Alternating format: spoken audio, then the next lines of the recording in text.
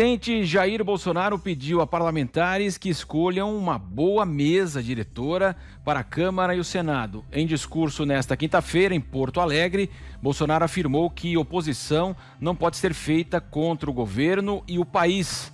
Ao lado de ministros e do governador do Rio Grande do Sul, Eduardo Leite, o presidente participou da cerimônia de inauguração de uma parte da segunda ponte sobre o rio Guaíba. A decisão do Supremo Tribunal Federal de barrar a manobra que permitia a reeleição dos presidentes da Câmara, Rodrigo Maia, e do Senado, Davi Alcolumbre, acelerou as negociações entre partidos. Desde o início da semana, Maia tem disparado contra o governo ao falar sobre o seu sucessor. O presidente da Câmara afirma que Bolsonaro está desesperado para tomar conta da casa e criticou as pautas enviadas pelo governo durante a pandemia. Maia acusa o Planalto de defender agendas que desrespeitam a sociedade brasileira e as minorias e citou a decisão de Bolsonaro de zerar a alíquota de importação de revólveres e pistolas. E na quarta-feira, com apoio do Palácio do Planalto, o deputado Arthur Lira, do PP, lançou sua candidatura à presidência da Câmara. Horas depois, Maia anunciou um bloco com 6 partidos: DEM, MDB, PSDB, Cidadania, PSL e PV. E eu começo com Brasília, José Maria Trindade, a reação agora de Rodrigo Maia. Pois é, olha, o Rodrigo Maia se considera homenageado em ser o adversário do presidente Jair Bolsonaro.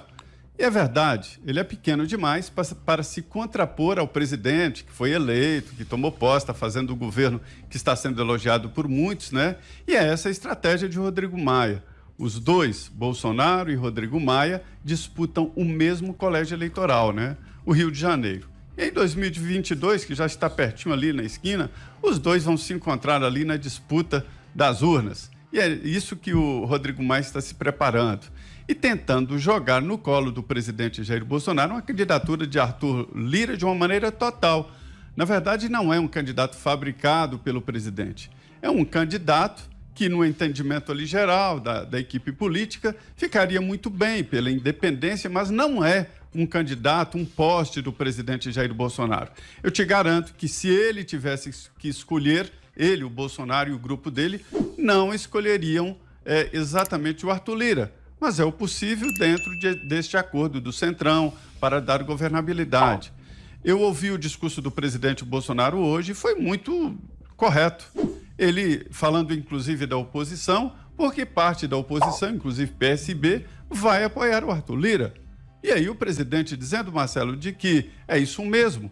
Oposição é oposição, deve ter oposição, mas não pode ser oposição ao país, não pode atrapalhar a vida do país. Então, ele fazendo um relato, inclusive, de que o Arthur Lira conta com o apoio da oposição. O presidente da Câmara saiu desgastado desse processo, né? Dessa tentativa de reeleição, desse jeito calado dele de tentar ganhar. Por quê? Nessa posição dele agora, ele não coordena mais um grupo forte como antes. E ele terá ali um grupo, vai tentar organizar, mas quando se tratar em debate de nomes, aí começam as divergências. E o grupo do Arthur Lira já está ali mais ou menos formado. Pelas últimas informações, o Arthur Lira já tem mais de 200 apoiadores. São 257 necessários e qualquer candidato que se preze tem que ir para a disputa pelo menos com 275 apoios, né? Para isso aí, para ter o desgaste de algum, trair e tal, para que seja a vitória garantida. Mas, de qualquer maneira, é uma disputa que começou tarde, sabe por quê? Enquanto para nós, leigos, era claro que a Constituição não permitia a reeleição, para os políticos eles tinham mesmo a expectativa de que o Supremo ia passar o pano e deixar a candidatura à reeleição mesmo inconstitucional. Boa mesa, diretora Fiuza.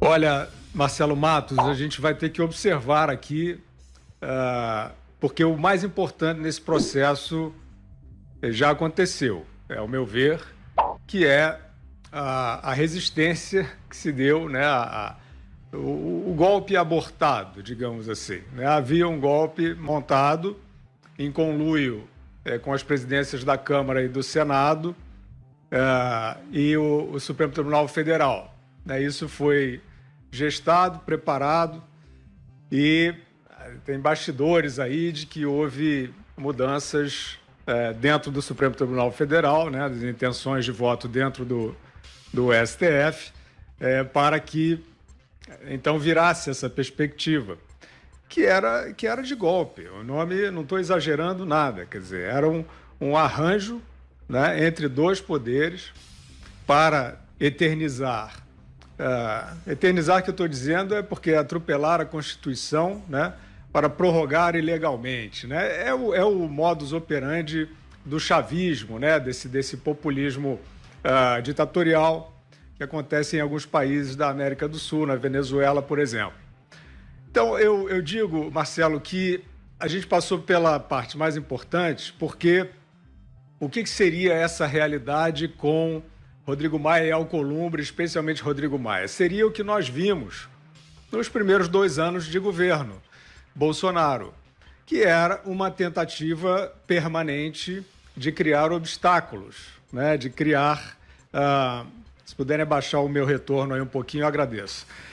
De criar obstáculos para a agenda, que não é a agenda do governo, né? Não é a agenda do país. Na verdade, é isso. O governo Bolsonaro, ele dá continuidade a uma agenda que o país precisa, que é uma agenda de desintoxicação das instituições, né, aparelhadas pelo PT para servir a interesses particulares. Então, essa agenda liberal ela foi iniciada logo depois do impeachment, né? Foi iniciada ali ainda com o Michel Temer.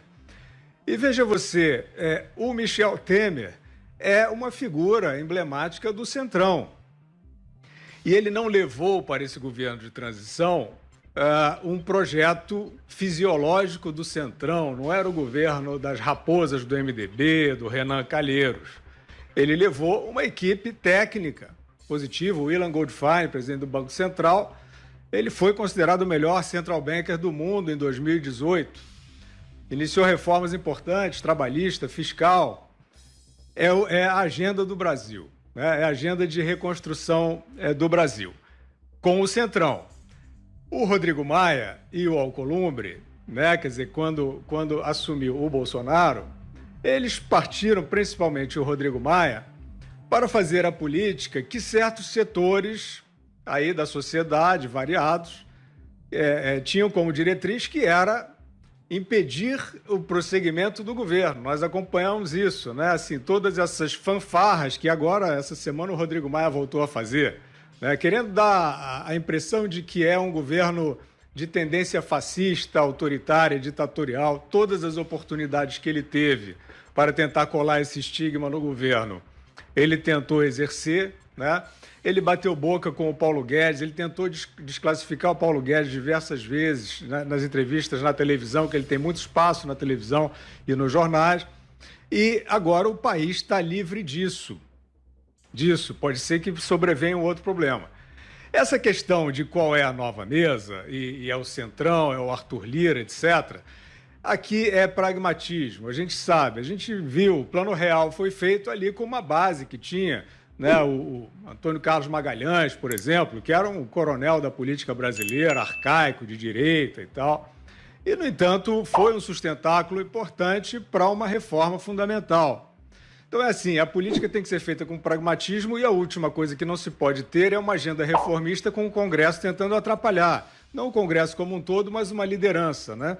E agora a tentativa com pragmatismo será de superar esse momento aí de represálias. Como é que você vê essa disputa, Ana Paula? Marcelo, acho que a palavra pragmatismo que o Fiuza disse é muito boa. E dentro dessa palavra, nós como sociedade, nós temos que ficar de olho quem é que vai caminhar aí para a presidência das duas casas, porque a gente viu que a pressão da sociedade, a pressão do país, a pressão nas redes sociais, ela faz diferença sim. A gente viu semana passada como o STF aí resolveu entrar numa discussão absurda se a Constituição era constitucional, se a grama era verde, porque estava muito óbvio ali, né, naquele parágrafo 4º da Constituição que vedava a reeleição do Alcolumbre e do Maia. Então, a gente sabe que a gente tem que ficar de olho, nós sabemos que a gente tem que manter uma pressão nos possíveis nomes para essas duas casas, porque a gente sabe que muito do que pode ser feito no Brasil, muito das reformas, muito do real progresso, passa exatamente pelas mãos dos presidentes dessas duas casas. E, inclusive, há um interesse muito grande que a gente tem sempre que expor para que o presidente do Senado comece, por exemplo, colocar em debate a pauta importante de algum impeachment do ministro do Supremo Tribunal Federal, que atropela, principalmente um nome como Alexandre de Moraes, que a gente vê que atropela aí a Constituição nesse processo aí das fake news, dos movimentos antidemocráticos, onde ele é vítima, investigador e juiz, enfim, a gente sabe que é um processo totalmente fora da Constituição. Então, o poder ele emana do povo, né? Como diz a nossa Constituição, e a gente tem sim que fazer pressão para que os nomes que estejam à frente dessas casas sejam nomes que farão um trabalho com afinco aí relativo às pautas que nós precisamos e que esses nomes não sejam apenas essas trocas políticas que estamos acostumados a ver aí no Congresso. Eu acho que a palavra do presidente oposição ao país foi muito feliz, porque, infelizmente, foi isso que a gente mais viu, principalmente com o Rodrigo Maia. Então, nós temos que ficar de olho aí e cobrar nomes que empurrarão as pautas legítimas que a sociedade tanto anseia. E sua análise, Augusto Nunes? Olha, realmente o golpe estava armado, né? Eles caíram do 17º andar. Eles esperavam que o Rodrigo Maia esperava que ia ser reeleito, agora está claríssimo. Reeleito de novo, né? E o Alcolumbre também, que o jogo começou aí, 0-0. E tem os que dão a partida, né? Dão um apito inicial, que é o caso do candidato que é apresentado pelo Maia como candidato do Palácio do Planalto, que não é bem assim, né? O Arthur Lira. Bom, eu até queria saber se esse Lira, não sei se o Zé sabe, se ele é dos Lira de sempre, de Alagoas, eles são antigos. O Lira, pai da Teresa Collor, por exemplo, é Lira. Ele foi senador, eram ligados ao Collor, eu não sei se é desse clã, mas o fato é que ele vem trabalhando ali, essa eleição dele desde o comecinho. Esse foi o único que acreditou, por algum motivo, que podia dar errado aí, o golpe, que é golpe mesmo, que eles tentaram. E o Gilmar espalhou pela imprensa, né, usando os seus porta-vozes, tem vários, que havia 7 votos garantidos. E eu não sei se havia 7 prometidos, e alguns mudaram de ideia pela pressão, que foi legítima, que foi feita pela imprensa, pelos jornalistas que são independentes, né? Tem meia dúzia aí, mas a gente faz barulho, que eu me incluo entre eles. E se voltou atrás, ótimo. Quem muda de ideia ouviu, de alguma forma, o povo. Não fico bravo, não, fico muito contente. Agora é o seguinte, o Rodrigo Maia, quando ele começou, eu até achei que ele tinha ouvido, de fato, a voz das ruas. Porque não vamos nos esquecer de que o Congresso, como o Ibsen Pinheiro, que presidia a Câmara quando foi cassado o Fernando Collor, ele dizia isso, o Congresso faz o que o povo quer. Agora o povo precisa deixar claro o que quer. O Congresso nunca vai contra, não, porque eles não são bobos, tem um instinto de sobrevivência muito agudo. E o povo se manifestou nas ruas pela reforma da Previdência. Foi a única manifestação desse tipo na história, que é uma reforma antipática, né, em sua origem. Né? É difícil você tornar ela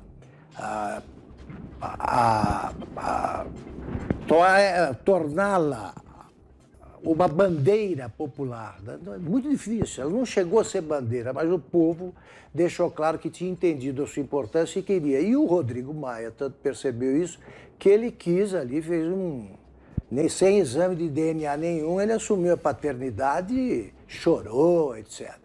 Agora, depois disso, o Rodrigo Maia fez o quê? Que reforma ele ajudou a fazer?